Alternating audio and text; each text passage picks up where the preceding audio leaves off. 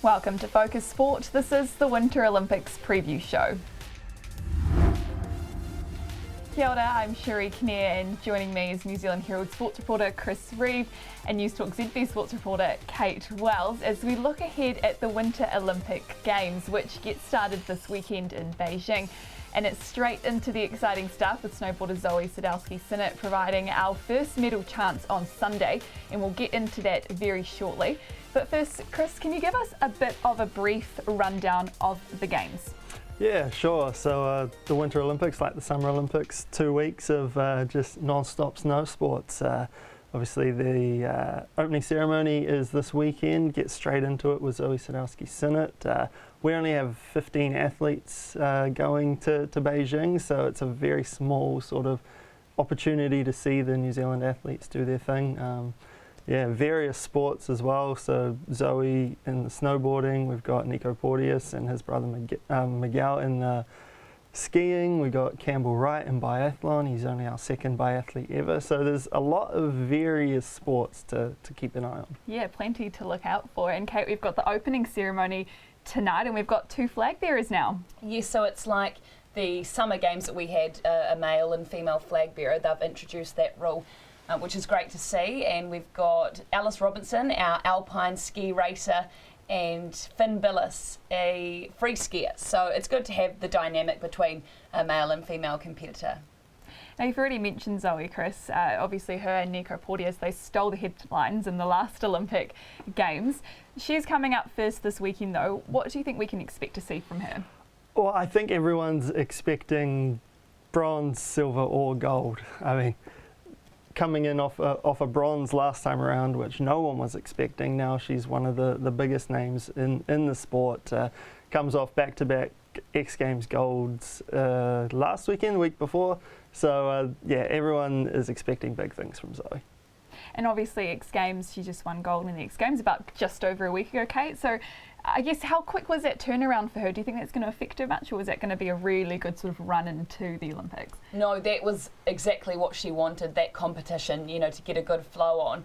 And especially with, they have, I think, three or four runs, they don't want to waste their time in getting, falling over in a run. So they just want as much practice as they can going into the event. And especially coming off gold, not to mention back-to-back, you can't ask for a better lead into the Winter Olympics for Zoe.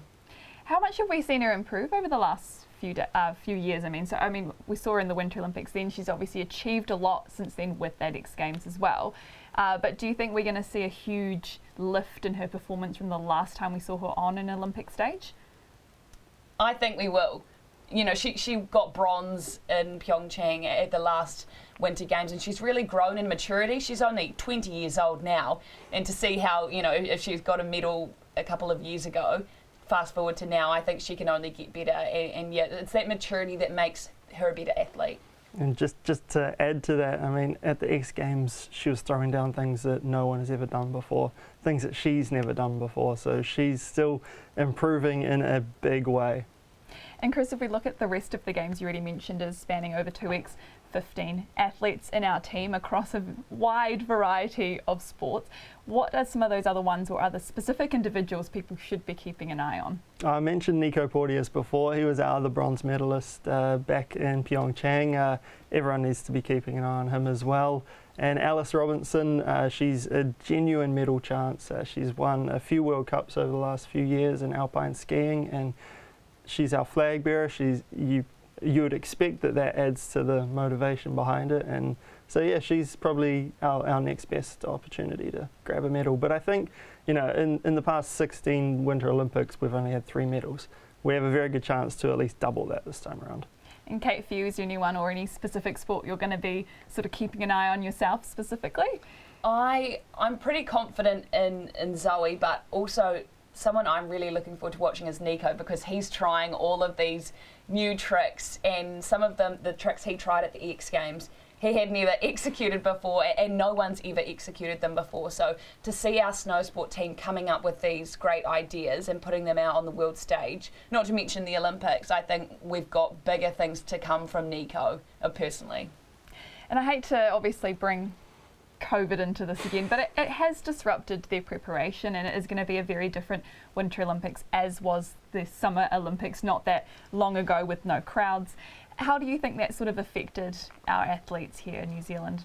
I think it's something that they're just slowly getting used to. Like, if they're told far enough in advance that, you know, this is how everything's going to be, I imagine you can kind of adjust to that. I mean, I'm no professional athlete, I'm no elite athlete, but I just imagine that, you know, if you're told so far out that, you know, we're going to get to compete, but it's going to be like this, and you make adjustments to I guess, do what you can with the situation.